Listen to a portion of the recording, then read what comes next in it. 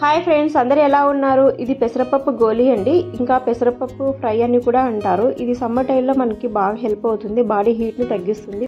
పిల్లలకి evening snacks లాగా మనం ఇది ఇవ్వచ్చండి. ఎలా చేయాలో ఆ ప్రాసెస్ చూపిస్తాను. Welcome back to our share star ready YouTube channel. Please like, share and subscribe to my channel. నా వీడియోస్ని మీ ఫ్రెండ్స్ అండ్ ఫ్యామిలీ మెంబర్స్తో కూడా షేర్ చేయండి ఫ్రెండ్స్.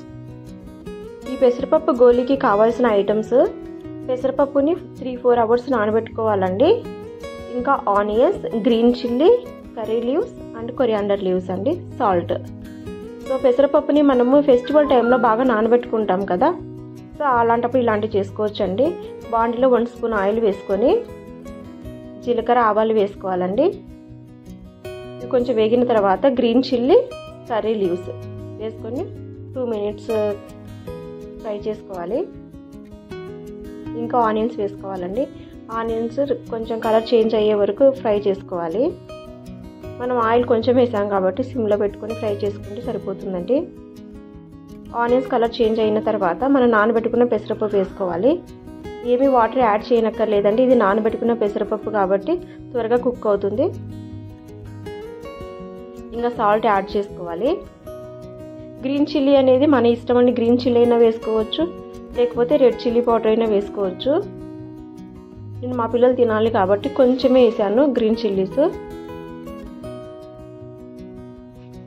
మనము సిమ్లో పెట్టుకొని క్యాప్ పెట్టుకొని మనము ఒక 5 to 10 మినిట్స్ బాగా కుక్ చేసుకోవాలండి.